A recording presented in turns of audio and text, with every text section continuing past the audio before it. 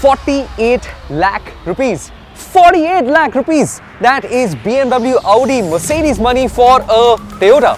But the thing is, Toyota doesn't care because the Camry is unbothered. It's confident, and today we're going to find out if it's worth it. But before we get to it, I'm going to point out that we only have about 3 hours with this car, and in that time we have to drive it, assess it, review it and shoot it, which means there's no time to waste. We'll get to the price in a bit, but the styling is definitely worth a second look.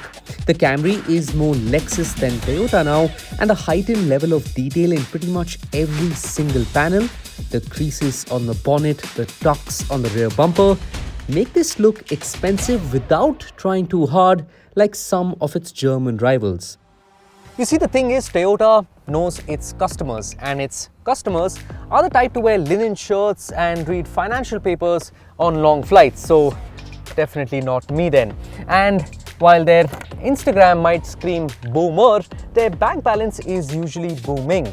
And if that sounds like you, well then this is what you should be interested in, the boss seat. With a reclining rear bench, a comfortable armrest, soft cushioning and a deep beige upholstery, the Camry's rear seat is like your sofa away from your sofa. Sure, under-thigh support could be better and the high central tunnel means you don't want to be sitting in the middle, but with ample knee room and headroom, even for tall passengers, this is a very comfortable place to be.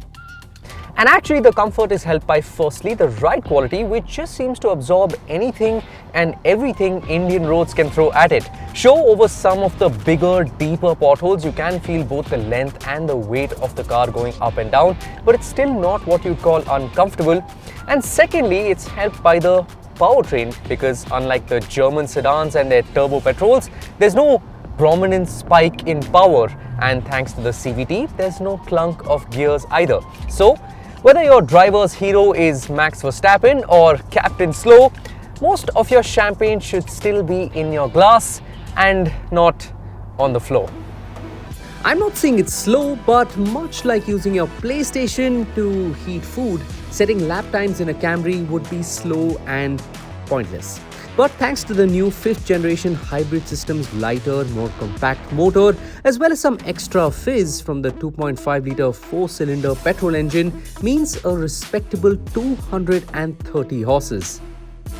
However, instead of having those 230 horses galloping away all the time, Toyota uses them smartly. At low speeds in the city, provided the new lithium-ion battery has enough juice, it will drive around on electric power alone. And yes, the old Camry did the same, but this new one seems to be able to do it more often and in more situations. And that, of course, means better, even better fuel efficiency. And just like before, when the engine does come on, it is polite and hushed. Yes, you can hear it if you really listen for it, and yes, it's not the sportiest noise, and yes, the rubber band effect of the CVT is still there. But if you have music playing in the cabin, or if you have headphones on in the back, or you're having a conversation, you will barely notice it, and you'll barely notice the fact that there is an engine in the front. This marriage of petrol and electricity means the Camry can easily get double-digit fuel efficiency figures, something you'd struggle to achieve in any of its rivals, and it doesn't need long highway stretches to score it either. In fact, thanks to being able to tiptoe at city speeds like an EV, charging up with constant regenerative braking, the Camry is more frugal in traffic, where most of us spend most of our time. And actually, traffic would give you a little bit more time to appreciate the rest of the cabin, which is stepped up in design, in quality, and in attention to detail, just like the outside. There's a nice big infotainment screen which is very responsive and gets wireless Apple CarPlay and Android Auto. The digital dials are crisp, they're clear, the information is legible, and there's lots of customization as well.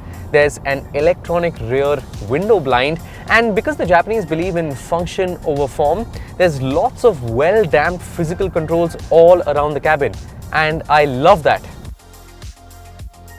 The 9-speaker JBL sound system isn't quite high-end, but it's definitely above average. And there's still stuff like a 3-zone climate control system and a sunroof.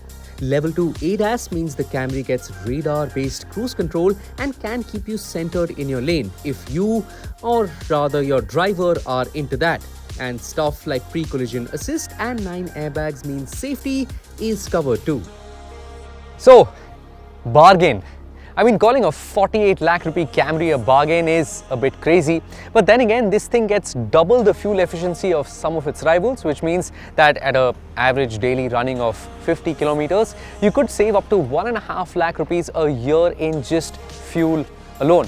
And that's not to mention the bulletproof reliability and lower running costs of a Toyota, especially when compared to the notoriously expensive Germans.